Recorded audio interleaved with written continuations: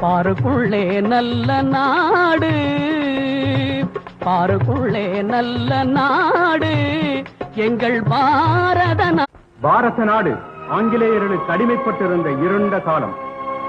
Indian என்றால் கூலி வேலை செய்யும் அனாதை என்று உலகத்தார் எண்ணத் தொடங்கிய காலம்.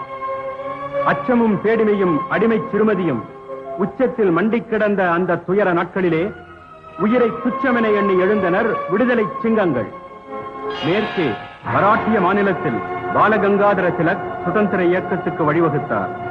கிழக்கே வங்க மாநிலத்தில் அரவிந்த கோஷ், பிபின் சந்திரபால் போன்ற மேதைகள் வீரத்துடன் சுதந்திர போர்க்களம் கண்டனர். வடக்கே பஞ்சாப் பெருநிலத்தில் லாலா லஜ்பத் ராய் அஞ்சாத சிங்கமென விடுதலை போருக்கு அணிவகுத்தார்.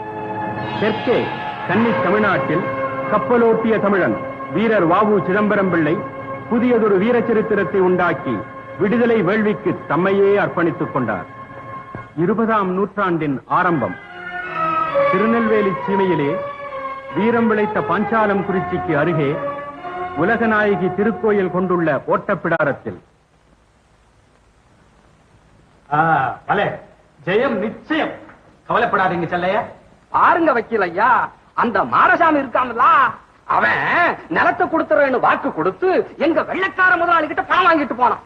இப்ப என்னடான்னா வார்த்தை தவறு பேசுதான். பணத்தை பெரிசா நினைக்கிற மனுஷன் நாணயத்தையே மறந்துடுறான்.